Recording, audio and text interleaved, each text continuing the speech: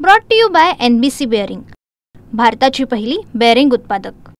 भायखळा स्थानक आणि सायन्स स्थानकावरती पादचारी पूल बसवण्याकरता आणि त्या ठिकाणी गर्डर बसवण्याकरता मध्य रेल्वेकडून शनिवारी मध्यरात्री 2 मेगा ब्लॉक घेण्यात येणार आहेत। त्यांच्यामुळे रात्रीचा ज्या लोकल चालतात त्या लोकलवरती देखील परिणाम होईलच, त्याचसोबतच ज्या लांब पल्ल्याच्या गाड्या आहेत त्याच्यावरती देखील परिणाम होणार आहे।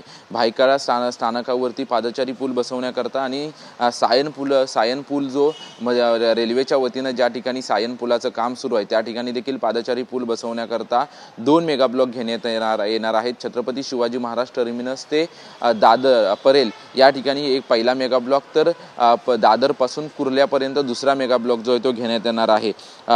जो छत्रपती शिवाजी महाराज टर्मिनस ते परेल पर्यंत जो मेगा ब्लॉक घेण्यात येणार आहे तो 12:30 ते 4 वाजेपर्यंत हा मेगा ब्लॉक असेल। तर तसेच दादर ते कुर्ला दरम्यान जो दुसरा मेगा ब्लॉक असणार आहे तो मध्यरात्री 1:10 पासून ते 4:10 पर्यंत या कालावधीमध्ये मेगा ब्लॉक घेण्यात येणार आहे। त्याच्यामुळे ज्या रात्रीच्या लोकल चालतात म्हणजे 12:30 ते 1 दरम्यान ज्या लोकल चालतात त्या लोकलवरती परिणाम होईल असं मध्य रेल्वेच्या वतीनं सांगण्यात आलेलं आहे। त्याचसोबतच ज्या लांब पल्ल्याच्या गाड्या आहेत या लांब पल्ल्याच्या गाड्यांवरती देखील परिणाम होणार असल्याची माहिती मध्य रेल्वेच्या वतीनं देण्यात आलेली आहे। त्यामुळे जे लांब पल्ल्याच्या गाड्या चालतात त्याचं वेळापत्रक लवकरच जाहीर केलं जाईल असं देखील सांगण्यात आलेलं आहे। कारण की गेल्या अनेक दिवसांपासून सायन रेल्वे स्थानकावरील जो नवीन पूल बनवला जातोय त्या पुलाचं देखील काम सुरू आहे। त्याचसोबतच भायखळा या ठिकाणी जो पूल पादचारी पूल बनवला जातो त्याचं देखील काम सुरू आहे। त्याच्यामुळं गर्डर टाकण्यासाठी लोकल सेवेवरती अधिक परिणाम होऊ नये यासाठी रात्रकालीन मेगा ब्लॉक जो आहे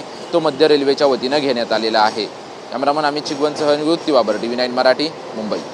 brought to you by NBC bearing, भारताची पहिली बेअरिंग उत्पादक।